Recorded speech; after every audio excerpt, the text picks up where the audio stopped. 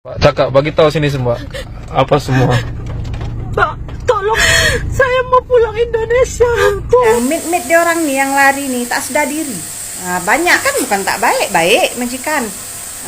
Tapi dia Basah lah mau menjebak si Anissa ini. Sedangkan saya tidak pernah ngomong negara Indonesia ini pelik. Sedangkan banyak budayanya yang pelik-pelik. Tetapi saya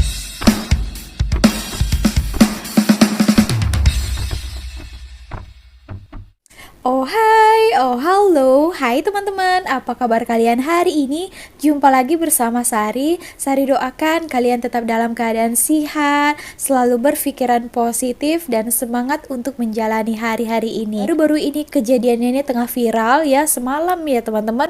Itu ada seorang wanita, dia adalah pembantu rumah tangga ataupun bibi ya kalau di Malaysia dipanggil, dan ditemukan oleh salah satu pemandu Grab ya kalau tak silap Sari. Dibuatkan satu video menceritakan, dikatakannya di dalam video itu dia didera, dipukul, tapi ada kejadian di sebalik ini semua. Sari juga pertama kali jumpa videonya full langsung, tidak ada daripada berita ya teman-teman, tapi Sari kurang percaya juga. Sari juga belajar macam orang Malaysia kan, tidak langsung mempercayai satu berita itu, nanti takutnya itu adalah hoax atau yang tak betul kan. Lebih yang mengatakan tengok di page Facebook PDRM di Johor Bahru ini kejadiannya ya. Oke, sebelum kita akan bahas, kita tengok dulu cuplikan video ini seperti apa. Pak, Cakak, bagi tahu sini semua. Apa semua? Pak, tolong saya, Pak. Saya sudah tidak tahan. Saya disiksa terus dengan majikan. Saya mau pulang Indonesia. Tolong saya. Saya tidak mau lagi di sini, Pak. Paspor dengan saya punya telepon disita sama majikan. Tolong saya, pulangkan saya Indonesia, Pak. Ya, Anak saya paling besar sakit, umur 17 tahun, tak bisa cakap, tak bisa apa-apa. Anak saya 2. Tolong saya, pulangkan saya ke Indonesia. oke. Kita antar dia balik Indonesia. Kita usaha. Katanya dia dipukul di sebelah sini dan juga di sebelah sini, dan tak diberi makan. Tapi kelihatannya kakak ini gemuk-gemuk saja ya, macam nampak subur badannya. Dari Indonesia, dan menurut siasatan, ini bagusnya PDRM ya, polis di Raja Malaysia sangat cepat mengambil menyiasat satu case ya teman-teman. Wow, terbaik ya. Nah di sini saya apresiasi. Jreng. Kakak ini dinyatakan dia mengambil uang majikan bernilai 10.000 lebih macam itu ya teman-teman. Dia mengatakan dia didera. Nah ini jatuhnya nanti fitnah ya kan. Kalau sudah dimasukkan di media sosial ini, semua orang lihat, nanti yang dipersalahkan ialah majikan ya, orang Malaysia. Tanya, oh kita sendiri yang buat tak baik di sini, mencuri, maling uang majikan. Nah ini beritanya sudah menyebar juga viral, kena derah kononnya. Rupanya sapu barang berharga uang tunai berjumlah 10.000, 10.850 ringgit. Wow, nilai yang cukup fantastis itu juga ya. Nah tapi berani-beraninya, pandai juga dia pula berlakon ya, Pak, nangis-nangis gitu. Padahal di sebaliknya dia yang mencuri uang majikannya. Okey, ni adalah orang gaji saya, Lia dulu. Pernah bekerja dengan saya. kadang kan tak salah juga lah sebagian majikan-majikan yang marah dengan maid di orang yang lari ini kan. Kadang-kadang maid di orang nih yang lari nih tak sedar diri. Banyak maid yang datang dari Indonesia, kadang-kadang sebagai jembatan saja maid tuh. Lepas sampai kat sini lari. Memang dia orang memang dah rencanakan tuh. Kenapa aku boleh cakap macam ni? Karena banyak aku jumpa orang-orang macam tu, maid yang macam tu. Kerja sebulan, 2 bulan, majikan bukan tak baik majikan. Tapi dia boleh lari sebab dia nak kerja bebas. Kat luar tu. Dah ada kenalan, dah ada yang tunggu. Memang dia orang rencanakan tu. Jadi tak heranlah kalau para majikan sakit hati, marah kan. Made Indonesia yang banyak macam tu.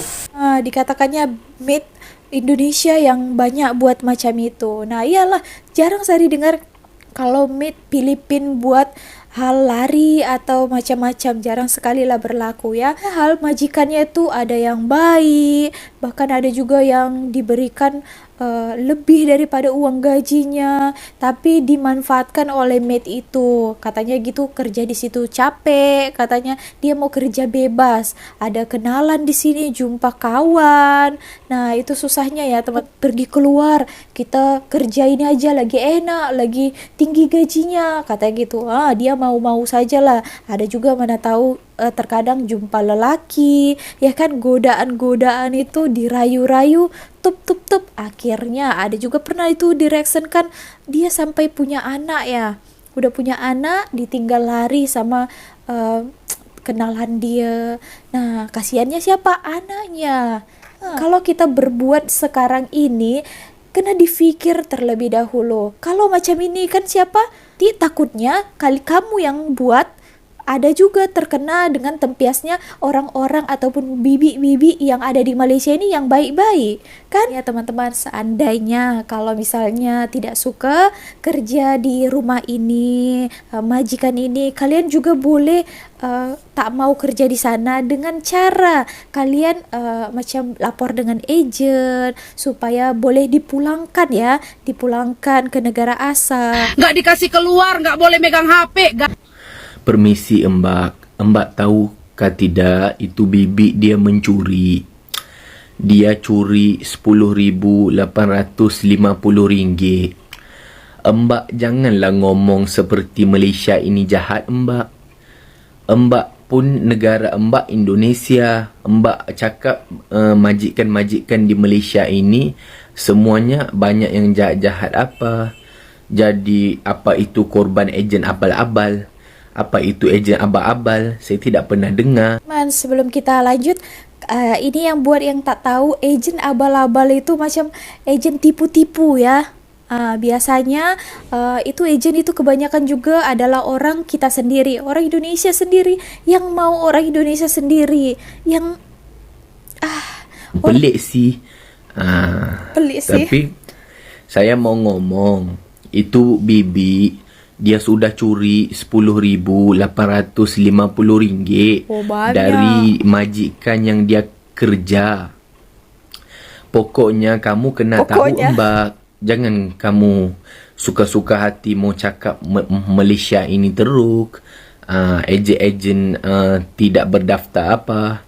Kadang-kadang bibi juga yang buat masalah, sudah dapat kerja mau mencuri apalah, orang sudah bagi kerja bikin masalah. Pokoknya kamu nggak boleh cakap Malaysia ini jahat lah apalah. Sedangkan yang mau datang kerja sini siapa?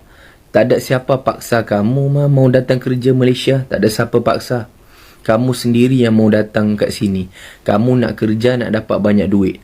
Bila kamu kerja kat sini, kamu buat masalah, kamu cakap pula Malaysia ini jahat. Sedangkan saya tidak pernah ngomong negara Indonesia ini pelik. Sedangkan banyak budayanya yang pelik-pelik. Tetapi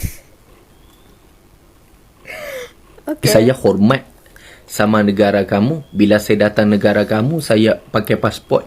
Malahan saya hormat budaya dalam negara kamu. Kenapa kamu mau cakap Malaysia ini jahat? Kamu enggak boleh ngomong gitu sih. Pokoknya bibi yang konon-kononnya didakwa ditipu ejen abal-abal itu, rupa-rupanya benaran setelah dibawa ke kantor polisi, dia sudah mencuri RM10,850. Bukan dia ditipu oleh ejen abal-abal. Dia buat kerja kotor. Okey, itu saja saya mau ngomong. Saya baru bangun tidur sih. Saya mau kerja. Hati juga untuk kalian ini ya, teman-teman yang di Indonesia. Kalau kalian mau datang ke Malaysia, pastikan dengan PT ataupun kantor yang resmi. Jangan mau ditipu dengan kawan-kawan kita yang di Indonesia sana. Menurut yang Sari cakap ya, terkadang kita juga ditipu dari orang ejen orang Indonesia sendiri yang menipu teman-teman yang Indonesia juga yang polos. Bukan tahu dia tu penipu. Muka dia pun muka penipu. Yang kamu berdua bijak pandai yang boleh kena tipu dengan dia tu pasal apa? Assalamualaikum warahmatullahi wabarakatuh. Kembali saya Ika Wulandari menjumpai Anda hari ini. Kali ini saya akan menceritakan kejadian yang gak masuk akal, tapi ini terjadi. Menghebohkan satu KBRI KL, mengejutkan kita semua. Ya, yang namanya kejahatan itu kan bisa terjadi di mana aja ya, dan orang jahat itu ada di mana-mana. Nah, hari ini benar-benar baru aja terjadi sore tadi. Saya dengar cerita lengkapnya dari Pak Dubes. Kebetulan tadi itu saya ada kegiatan di KBRI KL dan nggak sengaja di depan sebelum pulang itu ketemu Pak Dubes. Terus ngobrol-ngobrol lah kita semua. Dan beliau membeberkan satu tragedi kepada kita semua. Dan ketika saya dengar ceritanya itu, saya cuma bisa, hah? Jadi benar-benar speechless gitu. Kok bisa gitu loh, ada penipu yang setega ini, semanipulatif ini, selicik ini, dan benar-benar jahat banget gitu loh. Dan ini saya ceritakan ulang ya melalui YouTube saya ini supaya jangan ada korban-korban baru. Dan berkali-kali juga nih sudah diingatkan oleh berbagai pihak, jangan percaya calo yang katanya bisa menguruskan ini, menguruskan itu, semuanya dia bisa buat seolah dia tuh sakti mandraguna. Padahal itu semua hanyalah tipu-tipu. Kalau sudah uangnya hilang dimakan calo, Anda jelas kan nggak bisa ya berbuat apa-apa. Mau lapor ke polisi juga ya jelas takut. Karena memang dalam keadaan posisi yang kita ini salah, kita ini tidak punya dokumen, tidak punya izin tinggal. Bukannya buat laporan, nanti yang ada kita malah diborgol. Jadi ini telah terjadi sebuah tindak kriminal, penipuan besar-besaran yang dilakukan oleh seorang wanita. Dia sering dipanggil dengan nama Anissa, tapi nama aslinya yaitu Arwiyah. Arwiyah ini nama di paspor dan juga nama di KTP. Dan nama palsunya adalah Anissa. Ingetin ya, namanya adalah Anissa. Dia adalah seorang TKI asal Madura yang memiliki permit untuk bekerja di Malaysia. Dia tubuhnya gemuk, kemudian nggak tinggi-tinggi banget, postur tubuhnya sekitar mungkin 155 cm gitu ya, dan sering memakai kacamata. Dan si penipu Anissa ini telah diperkirakan menipu puluhan orang banyaknya, mungkin lebih dari 50 orang, dan total hasil penipuan dia ini diperkirakan melebihi 100.000 ringgit Malaysia. Wow. 100.000 ringgit, oh banyaknya tuh. Boleh dia tipu ya. Seorang perempuan ini tahu, wanita. Wow, jumlah yang sangat besar dan gila banget ini nominalnya ya. Penipuan yang dilakukan ini adalah katanya dia itu bisa ngurusin permit, kemudian dia nipu pembuatan paspor, nipu pembuatan SPLP, nipu bisa ngurusin visa, nipu bisa ngurusin pemulangan, dan yang lain-lain. Kemudian melalui Facebooknya Bapak Dubes Hermono, ini ternyata ada yang memposting wajah si Anissa penipu ini. Nah, ini dia wajahnya. Dilihat baik-baik, disimpan di dalam otak kita. Kalau ketemu orang ini, menjauhlah dan jangan berurusan dengan dia. Juga ada beberapa foto-foto yang saya lampirkan, yang saya dapatkan dari korban-korbannya juga nih, yang memberikan foto si Anissa ini. Ada juga si Anissa ini foto sambil megang duit dengan emas-emasan, gelang di tangan kanan dan kiri, juga cincinnya penuh di jarinya. Ini benar-benar calo kaya raya ya. Kayaknya dari mana? Ya nipu orang lah pastinya. Dan yang memposting si Anissa ini adalah orang yang ditipu juga, korbannya juga. Nama akun Facebooknya adalah Gatot Sumarsono. Dia menulis,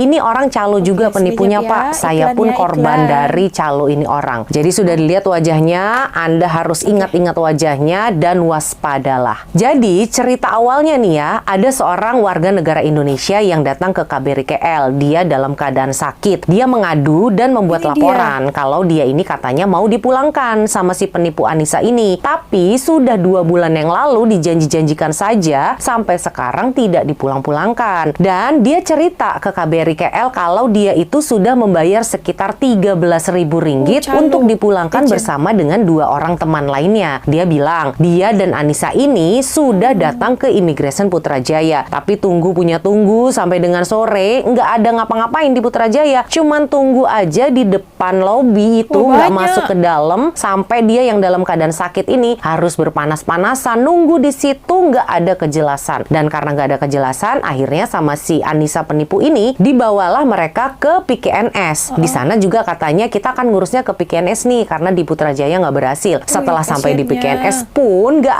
ada buat ngapa-ngapain. Tunggu di situ sampai dengan malam pun nggak ngapa-ngapain. Akhirnya setelah di PKNS pun nggak berhasil, sama si Anissa, korban-korbannya ini dibawalah ke sebuah penginapan. Ditinggal itu mereka di penginapan itu sampai dengan 2 hari nggak muncul-muncul si Anissa penipu ini. Dan karena mereka itu sudah emosi banget gitu kan, merasa oh ini kita ditipu nih sama si Anissa ini, datanglah mereka membuat pengaduan ke KBRI KL. Jadi begitu cerita awalnya dan bisa menyibak semua tabir kejahatannya si Anissa ini. Nah, karena aduan ini akhirnya Bapak Dubes memiliki ide untuk apa ya istilahnya itu kayak mau menangkap basah lah, mau menjebak si Anissa ini supaya dia itu bisa datang ke KBRI KL. Lalu singkat cerita, hari ini ada yang mengatakan bahwa si penipu Anissa ini akan datang ke KBRI untuk mengantarkan orang untuk buat SPLP. Kalau dipikir-pikir berani banget kan ya dia datang ke KBRI KL. Apa dia tuh nggak tahu kalau dia itu sedang ditunggu? Ya jelas nggak tahu lah, makanya kan dia berani tuh datang. Lalu Pak Dubes pun mengarahkan kepada semua security yang ada di depan KBRI itu, yang jaga bapak-bapak satpam di depan itu, kalau ada si Anissa ini datang, sudah ditunjukin dulu nih mukanya si Anissa, langsung disergap aja tuh. Dan bener aja dong, beberapa jam kemudian si Anissa penipu ini datang beneran ke KBRI KL. Begitu dia sudah masuk ke KBRI ini, langsung lah disergap dan disidang sama staf-stafnya KBRI KL. Kemudian dia ditempatkan di sebuah ruangan nih, kemudian disoal siasat lah dia, ditanya-tanya, kamu itu kenapa jahat banget sampai nipu begini banyak orang, modusnya gimana, siapa aja yang ditipu, berapa nominalnya. Tapi ya namanya penjahat ya nggak mau ngaku lah, dia berkelit ya ngeles ke sana ke sini gitu. Tapi setelah HP-nya si penipu ini diambil tuh ya, diperiksa kan handphonenya, baru deh terungkap semua korban-korbannya. Seketika itu juga si korban-korbannya nih ditelepon satu-satu sama staf KBRI untuk bisa datang sekarang juga ke KBRI KL. Dan begitu para korbannya sampai di KBRI KL, mungkin sekitar ada 7 atau 8 orang gitu ya hari ini nih korban yang datang. Dan katanya masih banyak lagi di luar sana yang nggak berani mengadu dan nggak berani bicara lah tentang dia itu sudah menjadi korban penipuannya si Anissa ini. Ya mungkin mereka tuh nggak berani karena ada ancaman ya dari si Anissa ini, kalau kamu berani ngadu nih, awas aja kamu ya. Mungkin si Anissa udah ngancam gitu tuh, karena katanya dia ini punya backingan oknum polis Malaysia. Ini oknum ya, jadi ya kan nggak semua orang baik, ada juga orang yang jahatnya. Nah singkat cerita, korbannya satu persatu datang nih, sampai bikin geleng-geleng itu kepalanya staf KBRI KL karena korbannya tuh banyak banget. Dan waktu korbannya itu datang, langsung deh mereka tuh didudukan di satu ruangan, disidang, dihadap-hadapkan sama si Anissa ini, dikonfrontasi langsung. Kamu ditipu apa? Berapa uangnya? Kamu ditipu apa aja? Berapa uang yang kamu kasih? Nah di sini mereka ada yang ngaku ditipu 4.000 ringgit, ada yang ngaku ditipu 8.000 ringgit, bahkan ada yang sudah pernah menyetor 40.000 ringgit ke si Anissa ini. Gila banget nggak tuh? 40.000 ringgit coba.